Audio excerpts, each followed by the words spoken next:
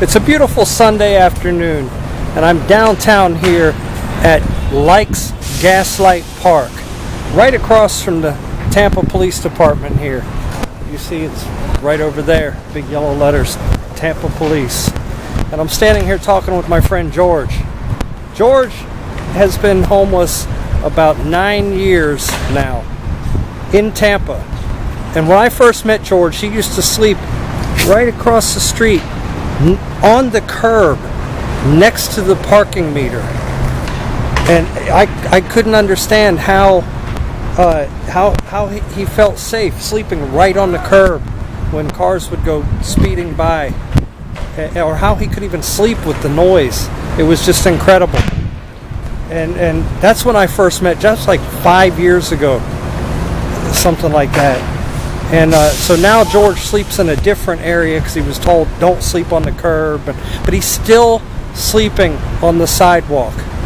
Now, I think it was like 6 months ago, I took George with me to the Tampa Hillsborough Homeless Initiative meeting. That meeting is a monthly meeting on the first Thursday of every month, and it's a room full of service providers that are supposed to be assisting people out of homelessness and into apartments and to get their Social Security.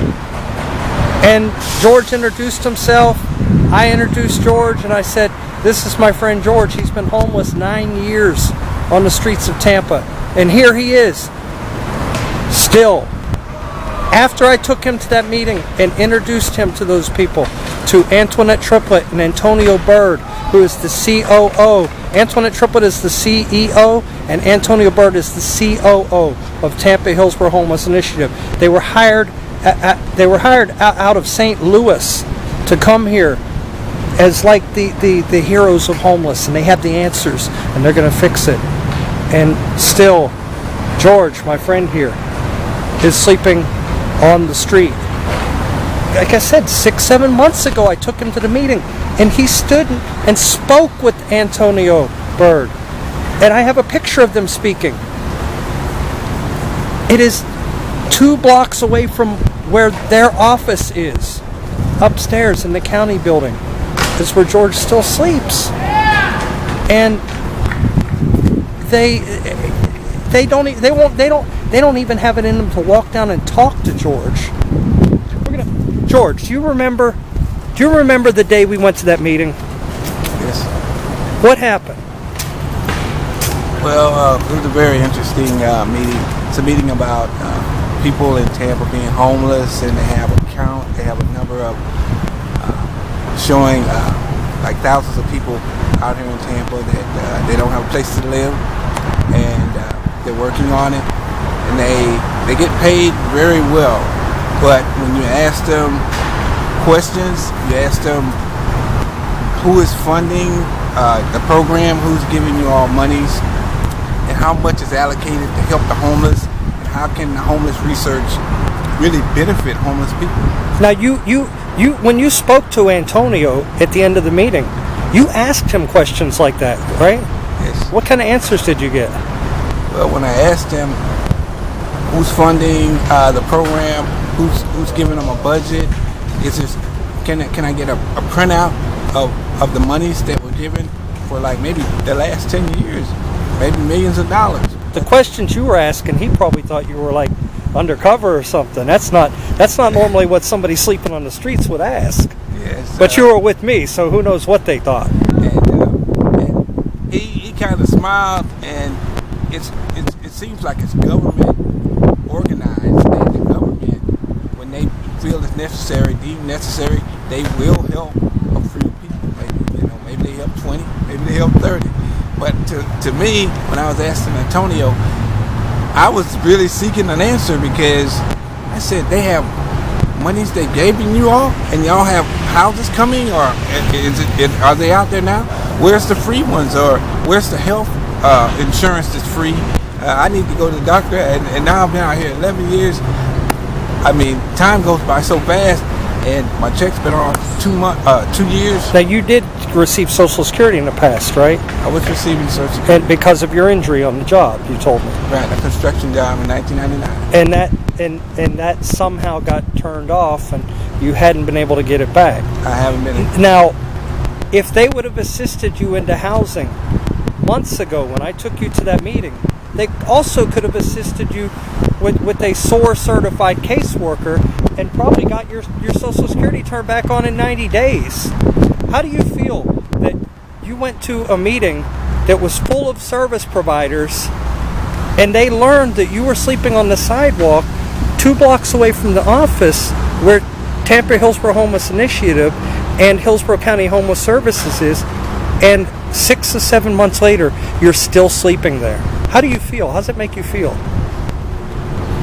Well, it makes me feel that there should be a lot more funding, and it should be more social purpose in getting out, having a social worker, caseworker that'll work with you and actually get you what you need out here today. Because I can see it could be like a national catastrophe. It could be just people homeless all over the world. Well, there already are, and it's increasing. How many times since you've been out here, since I met you, probably 5-6 years ago, and how many times since you've been in this park, has somebody came to the bench where you were sitting at and talked to you about helping to get you into housing or to help to get you off the street? Well, each person, like a caseworker that came, I talked to them a little bit, and recently they said a few of them, and some of them I didn't talk to. I told them I just went to Social Security and I reapplied, and I was waiting on these letters down at the well, and the letter never came. They started my Social Security file over, and they were going to give me the funds I needed, and that was going to make a difference, because it seems like you really can't say the American public's to blame, but the funding that they give for homelessness should be used for homeless people. To house people, right? Right, to house. How does it make you feel whenever they're receiving these millions of dollars and the only people that are going home are the people that are running the organizations?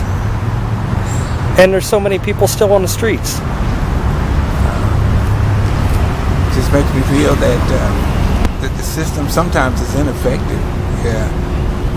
You like people that have the knowledge and can get things done. Like, you took time one day and I got my driver's license. Yeah, that's right. I never did it. I took you. I mean, how long did it take me to get you to go get it? You were like, I don't know. You sat there maybe 2 years, maybe a year. But I finally got you to go with me, and we went and got your driver's license or your ID, Florida ID. That was very important. And we got your ID, and we signed you up for the food stamps, which that was only for 6 months. It lasted still.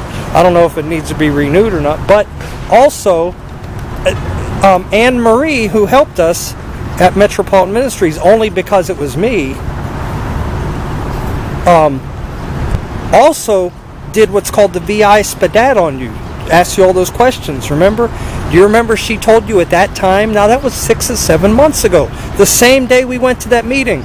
And she told you qualified for rapid rehousing and permanent supportive housing. Yeah. She told you that. That was 6 or 7 months ago. How rapid is that? That's not rapid at all. That's not rapid. And I went there looking to see if they were there and see if they said it's from my turn to be found something. And it seems like I said, it's ineffective. It could be in the computer banks. It could be a bad file. It's whatever the government came up with. It just reproduces people homeless out here. That's all it does. It just turns them around out here, and each one will say like, "Yeah, I'm waiting, man. I'm gonna be out here." And sometimes you hear that they passed away, or they, something bad happened to them. We've known quite a few people that passed away. They've been waiting so long, and that's kind of a shame. To me, you sometimes feel like that they're just waiting for you to pass away so that they don't have to bother with you anymore. like being a public casualty. Yeah, it feels like that in like a public census casualty kind of theory. It seems like that. Now, I know with you sitting on the bench, you don't panhandle, you don't ask people for stuff, you don't beg, you don't even bother people. You just sit there and enjoy the day pretty much. But you meet a lot of good people that come up and bring you food and bring you water, you know, even like bring you shoes or talk to you. Yeah, I met people that bring me lunch. Some days I sit in the right spot and they bring me a lunch and I didn't even ask for it. Because for some reason, I was brought up in a household where, you know, sometimes if you ask, it kind of be like a nuisance or something. So you don't want to be a public nuisance, so you sit in and then I read the word sometimes and God says, well, God, he'll work with spiritual people that have belief in other people, and they brought by lunch. They brought some chips. They said go to some of the shops there and buy a sandwich. Here's a Subway card. Go buy a Subway. Go over to Jimmy John's, and get a sandwich for a low price or something. So that shows you that there's still hope and there's still a way that the world can help. When you help someone, you understand that it was for good, and other people heard about it and they came and got help too. So, George, the three things that if you could ask for it right now, and like the wish could be granted to you, three things you would ask for. What would you ask for? I would ask for an apartment. An apartment. That's the first thing. I would like for my benefits to be turned on. My Social Security. Your Social Security. The second thing. $1,300 a month. And then how am I going to play go to the dentist, or how am I going to get medicines? Being out here, your body it needs something to make it efficient to operate well. And the other thing I would need, something to transportation to get to the doctor. Those doctors and then a lot of times when you get to the doctor, you had to make an appointment, and you wait, and you're praying about good news that the doctor's telling you, and it takes time for you. Okay, now you said three important things. You said the first thing was an apartment, a place to live. The second thing, your Social Security turned back on, so you can maintain yourself, so you can live and buy food. And you didn't even say food stamps, because you'd be able to buy food if you had your Social Security. And then the third thing you said was transportation. And that could even be a bicycle or a scooter or just some way that you can get back and forth. I don't think that's too much to ask. I didn't even get to say if I need clothes or something, but the money will buy the clothes. The money will buy the clothes. The money will buy the food. That's what the Social Security will help you with, right? And yeah, some kind person brought you shoes. Look at that. Got you shoes, And this now, in my opinion, this is what I think, and I don't think it's wrong. I think when I took you to that meeting, that somebody from one of those organizations should have stepped up and came and said, let's talk to George. How can I help him? I got to meet Mr. McDonald, right? Yeah. And you spoke to Dan McDonald at that meeting, and you said, did you know who he was? I didn't know who he was, but I felt good talking to him. I said, this is the guy I never seen that they kept talking about. And his office is right there in the Tampa Police Department building. But you said you had never met him until that day. Right. And has he ever come back out to talk to you out here? He passed me all the time. Now I know who it is, and he passes me, but I didn't say anything. But does he say anything to you? No. But a lot of them, they learn to run right to him and say, hey, am I going to? Because they want help. Can I have a place here? Right, they're running to him because they want help, and the help is so slow here, and there's no shelter for the person to go to, And now with the loss, with HUD not granting $800,000 to THHI, is going to cut the shelters down. Going to cut the shelters. And it's going to cut the amount of people that can get shelter, and even put people back on the street. This is wrong. The problem's not going away; it's coming back. It's getting worse. It's getting worse. Before you even got the help, it's already getting worse again. This is so wrong. You know, I took you to that meeting in hope to get you help, and I feel like I let you down. But we did accomplish your ID that day, so I did help you. The ID was real nice, and meeting the people. Meeting the people that, when you were telling me over here who they were, it seems like they don't exist. Those people. Well, you sat in a meeting with a whole bunch of people that make decisions and collect a lot of money to house people, but none of them help to house you. And every time you got there, you're going, here's a guy here, he needs help, you know. And I said it. You remember what I said? Right. Now, let me ask you another question. Since you've been sleeping down here, in that same spot, on the same block for most of this time, you've been homeless down here, how many times has somebody come out at night to talk to you? No, they don't No outreach workers? Anybody at all? No, they used to do it when I was sleeping over there, across from the police department. They would come at night, and we wrote a survey and all that. Oh yeah, where they got the lights and stuff. Yeah, and they wrote a survey, but that was the bench right over there. Yeah.